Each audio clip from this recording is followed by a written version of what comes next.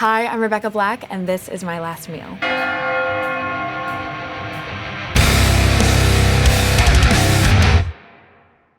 Every person has exactly two things in common. We all gotta eat and we're all gonna die. Today's guest is a singer, songwriter, and DJ whose new project Salvation is out on January 17th, and who can get her iconic performance from more than 10 years ago at the Nixon Regional Library with Celebration USA. No. Rebecca Black, welcome to the show. No, I have to go. I'm sorry. Rebecca, wait, hold on. You've had a wide-ranging music career, but we know your one true passion is spreading patriotism throughout Orange County via the magic of childhood song and dance.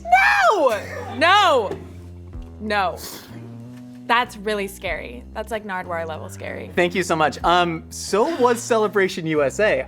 Infinitely crazier than Friday if you look back at the videos, and I have looked back at the videos. Yeah, I was, a kid in Orange County, which is with a dream and a passion. I think I got involved in that because I was just like looking for any chance to like perform and get around. And yeah, it was dark. Have you thought about your last meal before? So much. Well, I love this show. I watch the show all the time. I think I thought about this meal like way too hard. Like I think I almost missed the deadline because I kept editing my list and I talked about it with my family. Like food is a big part of my life. If I could, I would eat like 50 different dishes and go all around the world. How much do you think about death? I go through seasons. I think I went through like a period of my life when I was younger where I was like, I'm not afraid of dying. That's a very young person thing to say. Yeah, and I think I was dating someone who was, and there's a reason we didn't work out, which is because clearly I was annoying. And yeah, I remember in that moment, those words coming out of my mouth and being like, I love to be alive. Like I love to be here. Do you? I just eat all my fear of death away. Okay. And it's a pretty good strategy. You ready to get to your last meal? Yeah, I am. Rebecca, for the first course of your final meal, we have the homemade chicken taquitos with the side of sour cream. Yeah. We have the fried plantains over here. These are the right plantains. Yeah. Then we have the homemade garlic knots, dusted with a little bit of garlic, parsley butter, and some Parmesan. Yeah. Homemade marinara, homemade ranch, and then the Detroit-style pepperoni pizza with that sexy cheese skirt. This is insane. She likes us. She really likes us. Yeah. Start where you want to start. I will absolutely follow your lead. I'm gonna go taquito first because I only really eat these when I'm at my mom's house. So my mom's from Mexico City, born and raised. Makes a ton of amazing Mexican food, but my brother and I have always said her homemade taquitos are like the best in the world. And these look just like them. Okay, there's also like a really phallic way to start this. So. 100%, yeah. What's your technique here? I'm just gonna go. Noted gay woman Rebecca Black, starting off with the phallic. Yeah. Okay, forget I ever said Taylor, that. close up on me. Get away from her. Oh wow. Oh wow. No, that's actually insane. I'm gonna double dip. Is that okay? Do you mind if I do, or like? No. Oh, thank God. So you're not a germaphobe. You're the opposite. No, I love like mixing my foods together and like, this is a shared experience. Speaking of your Mexican heritage, wow. How did you once help unwittingly install Enrique Peña Nieto of the Institutional Revolutionary Party as the president of Mexico? I have to go. I only ask this because is getting Rebecca, worse and worse. Rebecca, you are almost the closest thing we have to a modern day Forrest Gump. Oh my God. In a certain way. Okay, I'll take that. And that was meant to be a compliment. I was worried how you'd take that. I don't read social cues very well sometimes. Me neither. Essentially, my mom's from Mexico. In Mexican heritage, I don't know how other people will relate to this, but like anyone who is or has ever lived in Mexico at any point in your life is a cousin. So a couple years after Friday, it hit the map, did its thing. My mom just brings up the fact that one of her cousins hit her up and said that they wanted to give me the keys to the city. Incredible. Which obviously to my mother, like most extremely proud Mexican woman you've ever met in your life, is like, I've done it. I've won the parent game. Like my child is being given the keys to the city. Oh, and there was also talk of there being like a Rebecca Black fan club down there. And so we went down, long story short, there were no keys to the city and there were no fan club. There was just a presidential race going on that my very distant, probably not even blood-related cousin convinced my mom that I was to be a part of. And he did go on to be president for 6 years. So hey, cheers to inventing the smiley face T-shirt, I think. I can't take credit, unfortunately, for that one. I wish it was a better candidate, you know. How about those plantains? How about those plantains? These, like, anytime these are somewhere on a menu, at any point in the day, anytime, like, this just to me is one of those foods that as soon as you eat them, it's the best thing in the world. Yeah, like, there's something crazy going on in these. Yeah. I'm gonna be here for a minute. I want to ask you about your new project, Salvation. It's coming out. You've put out a couple songs from it. They're pure ass shakers is the only way Thank you. that I can, like, my ass is shaking and have struggle shaking my ass, and you have gotten me there, so thank you for that. I want to ask about the Trust music video. Why did you decide to set it as your own trial by jury? I really knew that it was important with this song and with this project, and this has been something in my brain for the last 4 years. It's like anytime I'm releasing a project, especially considering where I'm at and like my career and the goals I have, visuals are just such a huge piece of telling the story of like not just the project, but like me as an artist and everything I want to say. And I just think it's fun to like put the concept of like putting yourself, that self being me, on trial in the court of public opinion in like a really like campy, fierce way it felt almost too obvious in like the right way. Yeah. What I constantly kind of go back to and have a lot of fun with is playing with like really, really dark things and bringing the lightness out of them and bringing the color out of them and bringing the unseriousness out of them. That's always the most fun to me. Tell me about the pizza. So I have a pepperoni pizza with a side of ranch on my rider after every show. Hell yes. And Detroit style is just the best kind to me because it's bread. 100%. It's just dressed up bread. Also, to me, like I do have to have it with ranch. A woman of taste and class. I agree though. I'm like a habitual ranch stepper. That is insane. You see what I mean about the sexy cheese skirt? Tell me about, you said that the queer community saved your life, that they were the community long before you even came out that always had your back. Why do you think that is? There's been like a connection with people who have had to face a certain kind of adversity or maybe being just like kind of immediately written off for not taken seriously for something that like it feels like the mass culture doesn't really understand quite yet. And now I'm burping. There's just a straight up spider on my arm. That's crazy. Oh my God. You see that? Yeah. If I kill the spider, are you gonna be mad? I thought, Are you like an animal empathy person? no, you can do what you need to do. Yeah. But, okay, hold on. I'm gonna put him on a spoon. No, put him on I a just think spoon. it's good luck is what I've learned. Not to kill its Yeah, spider. 100%. but Well, he it's doesn't really like the spoon. He really likes me. Wait, that's crazy. See, wow. Oh Give my him a God. nice- oh, he's webbing out. Wow. You were saying the queer community facing adversity has Right. links to anyone in a counterculture who's right, experienced the same thing. Ultimately, it's like an right. empathetic link. Right. No, that spider was definitely gay.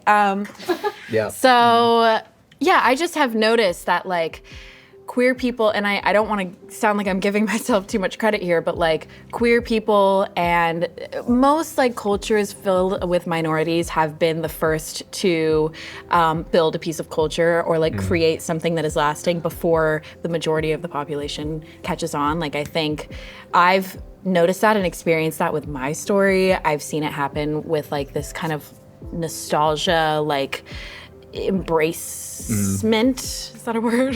Definitely. That has happened with like even like people like Addison or so many different kind of like icons that have existed throughout time. Not to call myself an icon. You are an icon. One, this meal is iconic, and these garlic the knots, fact that we've please saved eat. this for last is 100%. crazy. See, I hate that I just lost like so much cheese, but You're fine. Do you want me to like kind of lob it back on? Because I picked it up. All right, I'm taking your cheese. whoa. The sound? That was unhinged. That was like borderline gross, but it was awesome. So, I swear to God, there's no amplification device. That's acoustic. That's crazy. That's crazy. Lady Gaga in 2011 had an interview where someone asked if she'd seen Friday, and she said, anybody that thinks Rebecca Black is cheesy is full of shit. Rebecca Black is a genius. She was certainly ahead of the curve by a decade. What did that mean to you at the time, though? It was so special. And it's only meant more to me, I think, as I've kind of gone throughout my career and have tried to navigate this entire process. I mean, at the time, it was such a crazy experience to be a 13-year-old because like I was standing all of these queens. Like I was a huge Lady Gaga fan. I was a huge Katy Perry fan. I had Justin Bieber cutouts in my bedroom. It was such a crazy experience to go from like living in my bedroom and all of these people being so far away to all of a sudden like them mentioning your name somewhere or just acknowledging that you exist. And a lot of those experiences were people who were obviously like poking fun and laughing. And that can be, you know, slightly crushing as like a kid to see all of your idols. Slightly is an understatement. I mean, it's like an incredibly traumatic experience, I can imagine. You know, a little bit. But it was just it's a bizarre 1-2 of like, wait, this person knows I exist. That doesn't make sense. That doesn't make any sense. To, you know, kind of immediately being the butt of a joke. I just was so appreciative. I really do think, especially right now in kind of the culture we're in of having all of these like armies of people that you're kind of responsible for in pop culture. And a lot of them are like battling each other. To me, not to say that any one artist is 100% responsible for like their fans' behavior, but you do kind of lead the way a little bit of like guiding the messaging. And I think ever since then, like, so many Gaga fans and Katy fans have always been just so kind to me. And I think that is, I've just always appreciated that as someone who is like only just a girl trying to figure it out. So yeah, it was very meaningful. How do you think your new music now is like honoring those like Lady Gaga who sort of came before you? When I look back at Gaga work, like Born This Way and Fame Monster, the material that was in those songs, like the actual writing and the subjects and the visual themes were so intense and so pushing the boundaries further than anyone else had ever done. And I think it shows you like what people can handle and what people want. It's pop music, sure, at the end of the day. It's like a very popular form of mainstream art, but it's also pop music at its best is when it's actually really pushing the boundaries of itself and like kind of looking itself right in the eye. So that's what I'll always take from it. And also when it pushes me to shake my ass. As long as you've got the ass shaking down, you can kind of do whatever you want. I'm working on it. I'm like an intermediate ass shaker right now. Rebecca, for the second course of your final meal, I want to read this verbatim. This is a kid cuisine, the one with chicken nuggets, chocolate pudding, parentheses, very important, mac and cheese and corn, parentheses, but IDK if they even make this anymore. And I will tell you, they do not make that exact version, but what we've done is we've got a kid cuisine with the brownie was the only difference. So we have scooped the brownie out and then made a homemade chocolate pudding studied with chemicals to try and make it taste like the original kid cuisine to give you that experience. So. Holy shit. Yeah, I don't know why they stopped making the pudding. There has to have been some medical reason. Definitely some sort of like heavy metal in their recall situation. Kids dying that we don't know about because they've full paid of that lawyers. heavy metal. Same I here, was dude. eating this all the time growing up. How often are we talking about? It was like my favorite food. It was like my dad's steak and a kid's cuisine. And I had a single mom for a long time in my life. Both my parents worked quite a lot. And like I was shoving these in the grocery cart because it's the perfect flavor profile of everything. And like I said, I like to mix my foods. I will say the mac and cheese is looking different than it used to. Do you think the mac and cheese has changed, or do you think you've changed, Rebecca? No, the mac and cheese has definitely changed. I'm actually basically exactly the same. Okay. What's the strategy for eating this? Okay, so what I'm gonna do is take one of, this is so great. I feel so like exposed doing this. Okay, you're gonna take some of this and, okay. They have changed the mac and cheese because it used to be more of like a slime, like kind of a craft slime. Yeah, I actually remember that, yeah. And I would like it's sort of put boiling them in its together. own goo. Uh-oh. There's been a breach. Okay. The mac and cheese has changed a lot. It used to be a lot more yellower and there was a lot more salt and sauce. They've really taken out the salt, which is probably good. Yeah, I weep for our childhoods, but probably good for the children. This was actually a horrible choice because if this was my last meal and I was eating it, it's like laced with disappointment. The corn has always been my least favorite part. You gotta eat it because that's the vegetable. Corn is kind of always the same to me. Corn is like pizza and it's like sex. It's just kind of never bad, never good. Okay, this is really... Did you say pizza and sex are never good? Corn, I understand where you're coming from. Someone knows what I was trying to say with that. There's a saying. Even when it's bad, it's good. Pretty good. Which, no, I think there can be terrible sex and terrible pizza. Corn is great.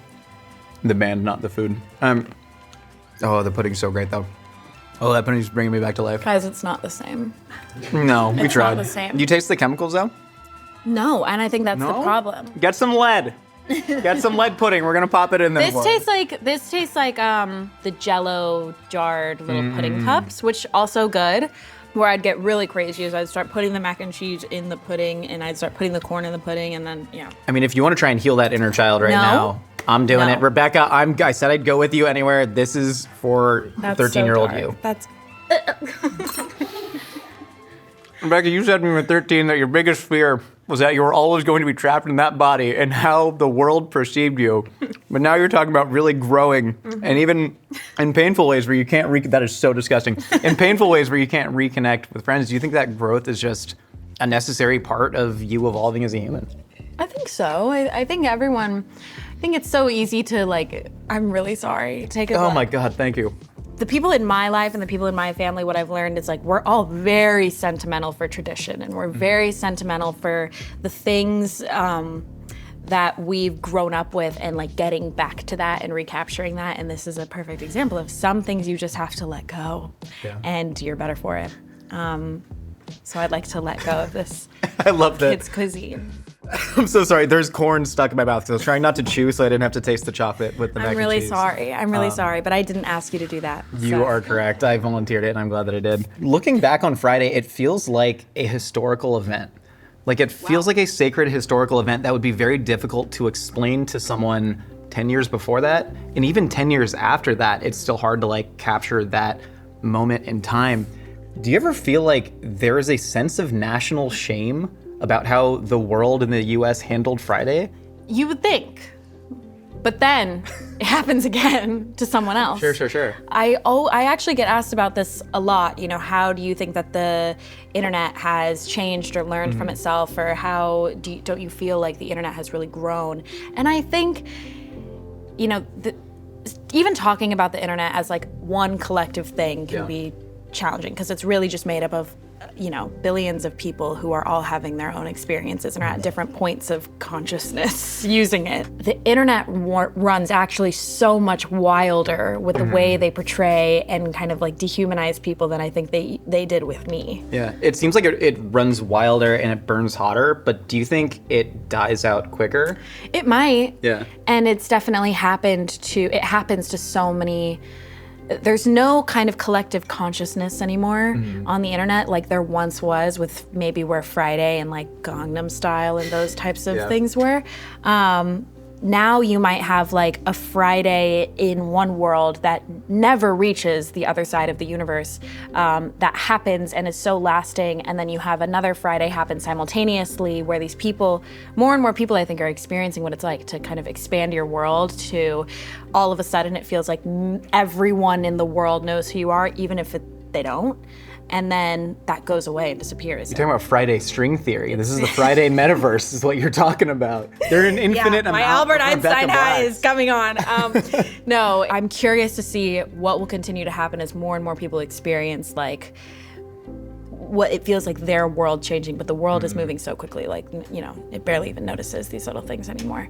But the people behind it notice, right? And they'll remember that forever. Yeah, that feeling of intensity that the whole world hates you. Whereas I think with you, I know it's a really intense thing to say the whole world hates you, but you did have the whole world, or a much bigger portion of the world than I think somebody could even possibly reach today with a lot of things. It seems like it's almost the death of a monoculture and everything's decentralizing. Yeah, it's always interesting to hear other people's takes on it because my experience was so unique to me. It felt so different. Yeah. It felt like the whole world, but at the same time, I had this awareness that like, this is nothing. This is meaningless. You know? Yeah. So I think to even explain what, quote, the Tosh.0 blog is to somebody in 2024 feels very strange. But there was a comment that summed up everything on the Tosh.0 video that you did 9 years later. That was just, she was a 13-year-old girl who put herself out there and it was treated like a war crime. And I think it's a very perfect summation of everything. Yeah. It's so funny how I feel like this is something that continues to happen feels like things that really don't matter in the world. It feels very easy for everyone to agree on one thing. Like if something feels very like shallowly bad, it feels very easy that the world kind of comes together and goes like, yeah, no. Oh, interesting. But actual issues with nuance and real conversation feels like we never quite get to the bottom of. You can't solve healthcare, but you can say, look at this video. Yeah. We're all gonna like bond over hating that. Here, I don't know. You said that the farther you try and run from something, the more it just seems to follow you. There is a world in which you completely distance yourself from Friday. You start performing under a different name, but it seems like you've kept Friday a big part of your life. And you had the absolutely unhinged remix with Big Frida and 303 and Dorian Electra that was just sick. You ended your Boiler Room set with it. Did you ever think about running from Friday, or you knew that that was always going to be linked to you in a way? Yeah, I mean, I was running. You ran to Mexico to help the president get elected. I did cross the border a few times. No, I really thought for so long that if I just like pushed it away and denounced it and distanced myself as much from it as I could, that, you know, maybe people would just forget, or like people would find something else interesting. But it's almost like what I found after so many years of kind of exhausting myself over that, because it got to the point where I'd be on the phone and someone would be like, hey, happy Friday. Like just being kind and cool. And I'd be like, oh my God, they know. And I genuinely, I think, just got kind of at my wit's end and exhausted, and I think people can feel that discomfort from you, and some people might try to, you know, walk around that kindly or have some empathy there, but to a certain degree, people will also just kind of like spot out that blood and bring it out. And once I started to take down the intensity of it and kind of take apart the shame I had in my own head about it, I really saw the conversation change. It's like, this is like an iconic song. Yeah. This is like a piece of my childhood. Like I used to listen to this at school, or the people had these memories that maybe a week before would have colored it with a lot of negativity. Yeah. All of a sudden it felt like it was colored with the opposite of that. And so it's, I don't know. I have nothing to hide. I have nothing to be ashamed of. And now, like, as I approach my next tour, I'm like, okay, how can we make Friday and another new and exciting moment? Because that's what keeps it fun for me, you know? And it's not about like reclaiming or trying to recreate the moment that it had. It's just like, okay, we all know this is a fun part of the show. Y'all all know the words, which is your own fault. So you didn't force those words out of them. They learned it. Exactly. So let's party and have fun and kind of reclaim this moment together. Yeah. You can see so much genuine joy on people's faces when they sing it at live shows. And I think it's really beautiful, and it makes you smile, which, like, what the hell are we doing on this earth if not trying to make people smile? I have a pitch for the second Friday remix. Yes. Hear me out. Early 2010s dubstep nostalgia is coming back. Right? Thank you. It's coming back. Scary Monsters, Nice Sprites. I'm listening. Yes. Bring Skrillex on the track. Skrillex, come on. I would love Skrillex. I did this once with Justin Bieber on Good Morning America in 2011. I asked him to do a duet with me, and he never once reached out. You could be different. Skrillex, don't be Justin Bieber. I can fix you. You ready to go to course number 3? Let's do it. Let's do it. Rebecca, for course number 3, we've reached the entree portion, I suppose. We've got the Wagyu New York strip from Snake River Farms, grilled in the style of your dad. Yeah. Then we have the steamed artichoke with barbecue mayo. Tell me about the ratio of mayonnaise to barbecue sauce that is important. So this is like a quintessential, anytime I go to my dad's house, this is what I want to eat. This is the most dad meal. Yes. And it's just something that, like, every time I've brought like a relationship or a partner home for dinner, this is what we eat. And I'm always like, I know this is a little freaky, but just trust me. And I've never gotten a complaint. Okay. How have all those relationships ended? I'm single. Mazel tov! You did it! Rebecca, can I cut you some steak? Please. Are you like a thin slicer, or you like to slice your steak yourself? I would like to slice my steak myself, personally. Absolutely. I do think that there's something, oh my God. Something happens when the steak gets sliced thinly, that it it's always too thin. I want like a meaty piece, you know? I do agree. I think we need to stop that at steakhouses. That is a plague in America. I don't get that. I had that last night and it just didn't make any sense. This is unreal. Steak is like what I want to eat every day, always, for every meal. I love it so much. This is a giant piece. Especially when it's steak as good as this. It often is an exercise in futility to relitigate the past, but there's a world in which if you wore different pants to middle school one day, that you never would have sang Friday, and you would have sang Wonder Girl instead. It is pretty much true. Basically, I had these uniforms in middle school that there was, for some reason, this thing that you couldn't wear the actual, like, what is it? The actual uniform pants given by the company who makes the uniforms or whatever. You were only deemed socially acceptable as a girl at my middle school if you got the like jegging navy blue pants from this one store at the Village Mall. I remember the day I was dating my first boyfriend, and we dated for, I think, 72 hours. And it was on the third day that the reason we had to break up was because I couldn't talk to him in person. I couldn't get myself, after he asked me to be his girlfriend, to actually go up to him and have a conversation. That's an important step in the relationship. Yes, exactly. And the third day, which was additionally traumatizing because of this, was because I had to wear those ugly pants to school, and I felt so stupid, but I felt so genuinely self-conscious of myself and like the ugliest girl that had ever walked the face of the earth. So, and then it was a few weeks later that the Friday, I never know how to describe this. No, I described what this the other day as like The- Friday hitting the second tower. Yeah, it's an event. I said it's a historical event. We all remember where we were. When I started the process of recording and like working, you know, with the people I did to make Friday, they sent me a song called Superwoman. That, because, you know, the kids aren't writing these songs. Like, the people... No. I've talked about this before. Okay.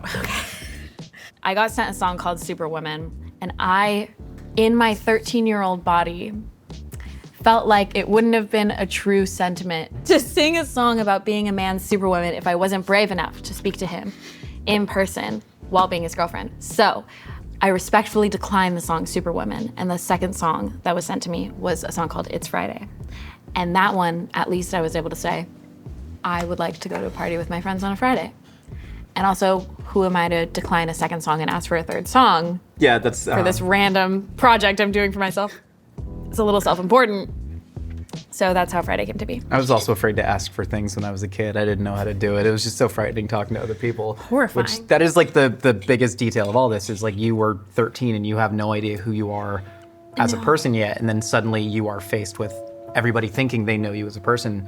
Do you remember the first time that you used dissociation to like keep you safe? Yeah, we're at that point of the meal. It's happening. Just roll with it. What probably like kick-started that for me in kind of the immediate aftermath of trying to figure all of that shit out was all of a sudden, again, like I went from being in the bubble of maybe like having 20 friends in middle school that I saw every day, and teachers that I knew, and my parents that I, you know, knew very well, to all of a sudden there are these numbers and scaling that's happening at such a grand scale that none of it almost doesn't mean anything. So The human brain isn't meant to comprehend that either. No, not at all. So as like, I remember as that was starting to happen, and all of a sudden a team is around me, and my parents are also trying to understand the internet and all of this at the same time, it was almost like the larger that it got, the less it made any sense. So I remember the day it hit like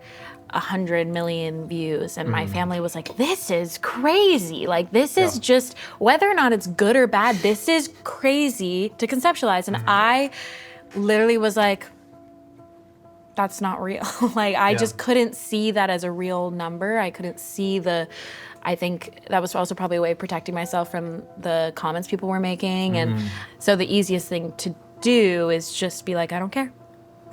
And convince yourself into not caring. You have a song that seems almost like an ode to dissociation. Holy shit, we have an artichoke. I'm gonna Eat the artichoke. This is like a perfect artichoke leaf.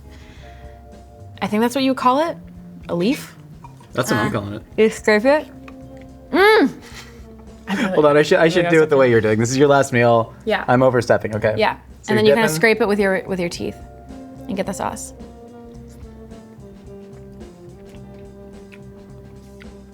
This also feels like a moment in time. I don't know that I've ever had barbecue sauce and mayonnaise mixed together in that exact ratio. Isn't it good? It's really good. It's a sauce. Definitely. I love that it's a sauce. Are you being real? If we I just really flip it, can't tell. if we flip out for a second, like from a chef's perspective, I've had all preparations of artichokes, artichoke barragoule from like classic French restaurants, right. with the mirepoix and the shallots, and then I've never had the barbecue mayo, and so this is a new taste experience for me that I'm very grateful to have had. I want to talk about your song off your first full-length album, Let Her Burn, called Performer. Oh, yeah. It seems like it does talk a lot about dissociation from that, like many different versions, all of them hurting. Was that you trying to like work through your habit of dissociating, and did you find anything about yourself out? Yeah, I think that I was definitely at a point in my life then a few years ago as I was making that album where I felt like I was hitting a wall with all of the relationships in my life where I felt like I wasn't really able to be or have the friends that I wanted to have because I felt like I was just protecting myself. Some people would say like, oh, you're really intimidating, or you're really hard to read, or you're really hard to, it's kind of hard to know what you're thinking, which to me, I am like, I think I have my emotions written all over my face. Yeah. And all I want is like to be liked and loved. Genuinely. I really didn't resonate with that for so long until I realized how much of a wall I was putting up around people when I felt like there was room to be maybe like not understood or disliked, something like that. Does that make sense? Oh, 100%, yeah. It's something I could really identify with too. And Performer was me kind of trying to wrap my head around that and really seeing the origins of where that came from for me in the people that raised me and the family that I've had for my entire life and the friends that I've had for so long, and seeing how, oh no, like are the things that I've seen for so long as fundamental flaws in the people I love, things that I'm inheriting while also trying to be exactly the opposite. And like, will I be able to figure this out? It's the eternal struggle. That's the struggle. As far as like actually being able to live in the moment and get away from that numbness, do you think there's like a deeper spirituality to shaking your ass to dancey hyperpop? Yes. 100%. It's like a modern religious experience in certain ways, right? Yes. What kind of that community and togetherness do you feel with that? I get why people go to church. Never really done it in my life, but like if I'm at the club and I am really able to be and move in a way where I am not watching or controlling any piece of it, and I'm watching other people do that and seeing, there is an absolute energy. You're tapped into a literal higher frequency that the Yes. ancients called God. Yes, exactly. I mean, I've always said that like going to the Renaissance tour, the Beyonce tour last year, most spiritual day of my life, most insane experience I've ever had, and was a thing I tapped into that I don't know if I'll ever get to again. And that it's really exciting to see this like kind of rebirth of dance and that culture happen kind of post 2020 and everything we've been through over the last few years in a way that feels even so much stronger. It's trying to heal the vibes. Yeah. Vibes are bad right now. The vibes weird. are so bad. Vibes are so weird. And it feels though like we're at a moment where everything is so tragic that whether or not it's like disassociation leading the way, like people are learning to let go in a way that hopefully will do us good in the long term.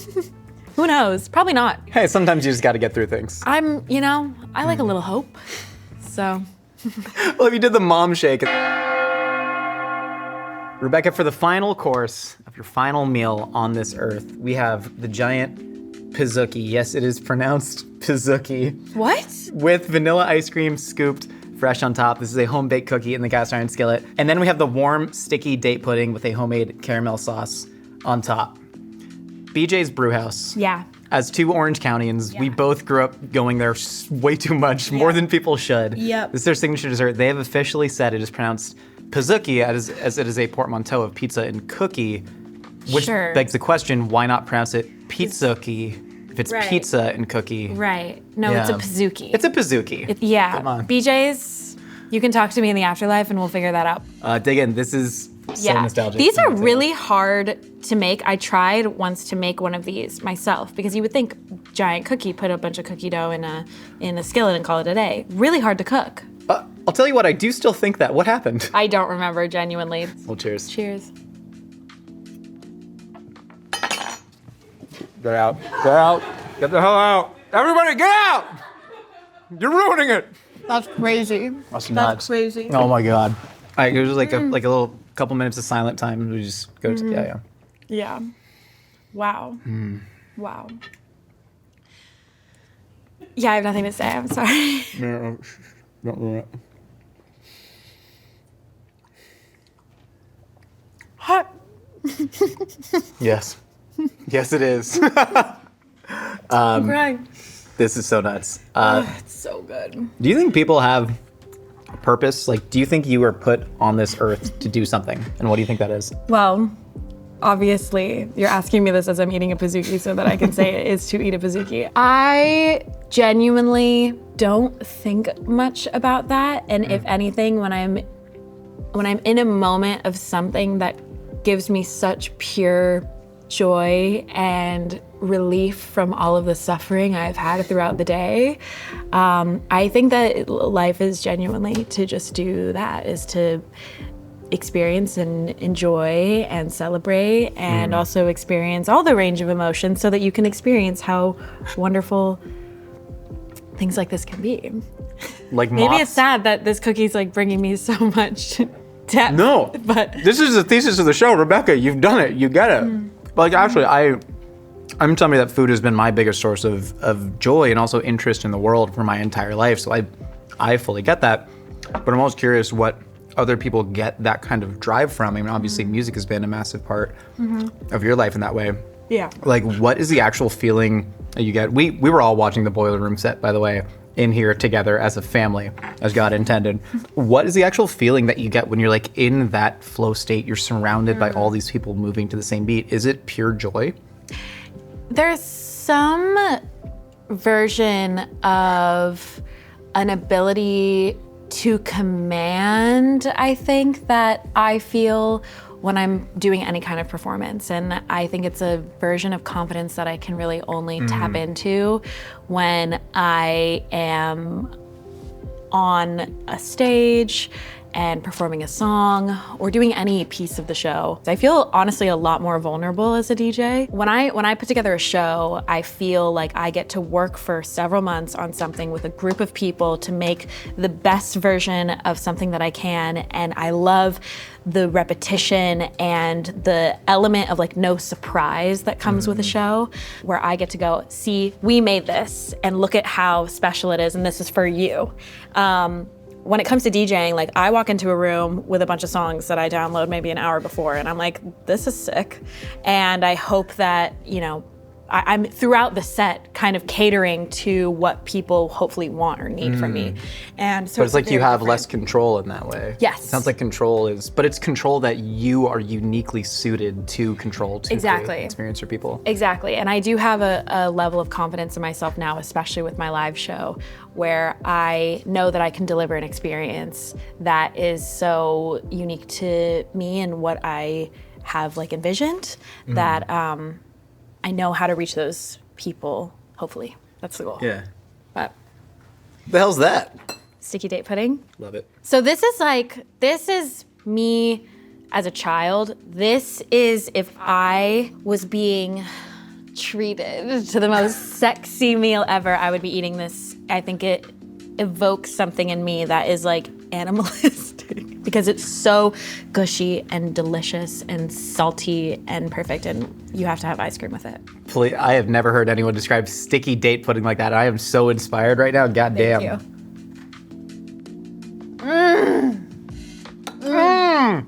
Oh yeah. Yeah. It's like, Like an Herbal Essences commercial from 2006. You remember those? yeah, I do. I do. Oh, Used that shampoo, never felt that way in my life. wow. No, This is like the perfect last bite in your mouth before You die. you go to the big sleep. Speaking of which, what do you think happens when you die? You think there's an afterlife or you just go under in the big pizookie in the sky? I've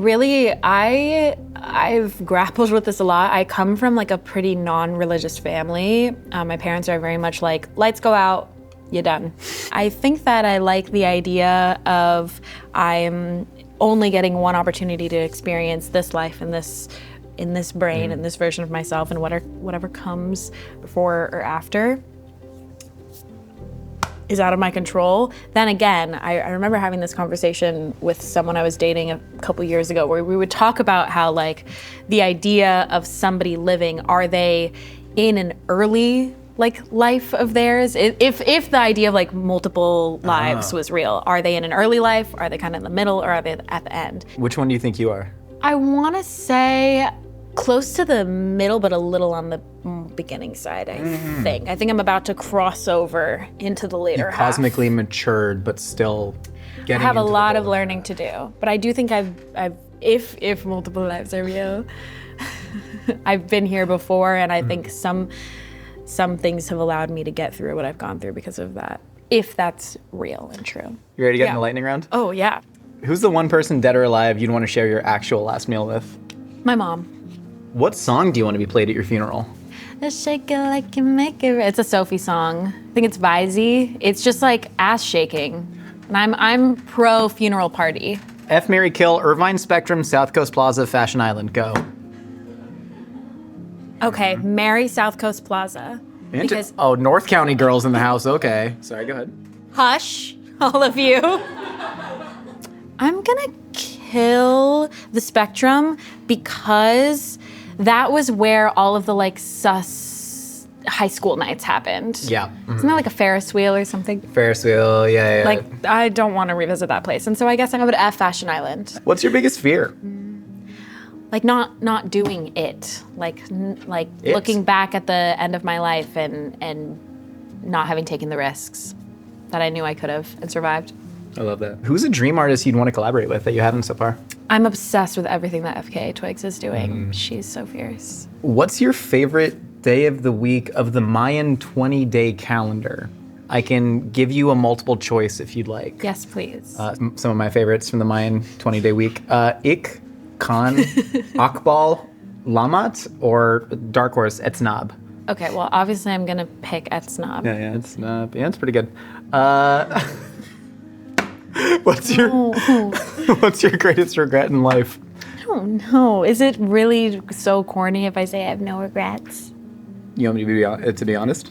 Yeah. Yeah, super funny. Yeah. You know what? I regret being that older sister to my brother for all of the years that I was, where I would just like pick and make his life so hard for no reason, and my mom's therefore, just for no other reason other than being like the older sister who knew that he loved me so much that I could do whatever I wanted. But now we have a very close relationship, so. Finally, Rebecca, are you happy? I think so. You think so? Yeah. Yeah, I feel happy. I mean, I feel so full. Is this the most ominous day ever between the vicious dogs barking when you say, I think I'm happy, to the spider crawling on me? So there's weird omens happening. There is weird omens today. Rebecca, I really appreciate you being here. This has been an absolutely incredible meal, and thank you for answering all of my questions, Mayan calendar not. If you want to deliver your last words to that camera right there. My last words ever. Ever. Alive. Thanks, it was fun. You know, that's about the most we can hope for. It was fun. Thanks, peace. Everyone, check out Salvation. It's out on January 17th. Truly some incredible ass shakers. I've been singing Sugar Water Cyanide all day, and then people are like, Josh, you're at work. Please stop shaking your ass. I'm like, well, why are you staring at my ass? Don't ever say shake that. it. Rebecca, thank you again. Where can people find you? Everywhere. For some reason, my handle everywhere is Ms. Rebecca Black, as if I'm a divorcee. So just look for that. It's beautiful foreshadowing, though. I think. Beautiful foreshadowing. It's kind of like you killed your first, part. It's kind of a nice, like a Black Widow situation. Sure. It's been that way since I was 13. So okay. Now it feels weird. We all gotta eat and we're all gonna die. But in the meantime, you can wear our Last Meals hoodie, available now at mythical.com.